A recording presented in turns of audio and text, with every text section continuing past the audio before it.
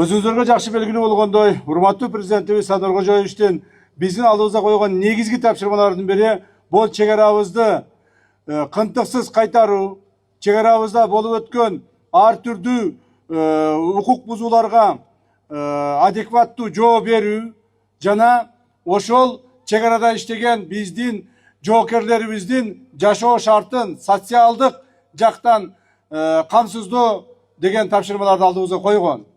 Мына ошол урматтуу президентибиздин алдыбызга койгон тапшырмасын аткаруунун негизинде бүгүнкү үйлөр сиздерге тапшырылып жатат. Урматтуу жоокерлер, сиздер мамлекетибиздин эң оор, эң кыйын, эң катаал жеринде, катаал мезгилинде кызмат кылдыңыздар. Ошол маалда биздин арабыздан баатыр балдарыбыз, сиздердин катарыңыздардагы жоокерлерибиз каза болушту. Көптөгөн балдарыбыз жарадар болушту. Көптөгөн үй бүлөлөрүбүз аксап калды. Бирок ошого карабастан биз алдыбызга койгон тапшырмаларды аткарып, мамлекетибиздин бүтүндүгүн, чек арабыздын коопсуздугун сактап калдык.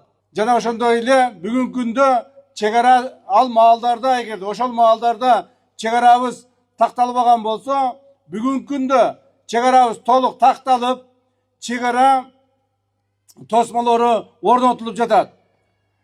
Бүгүнкү күндө мамлекетибиз толук бойдон чек арасын, өзүнүн чек арасын толук бойдон тактап бүттү.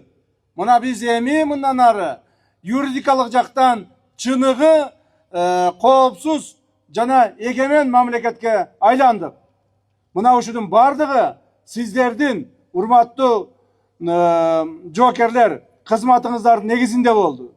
Ошондуктан силердин жашоо турмушуңарга, иштеген ишиңерге, колдонгон ыкмаңардын бардыгын даярдап берүү мына мамлекеттин милдети.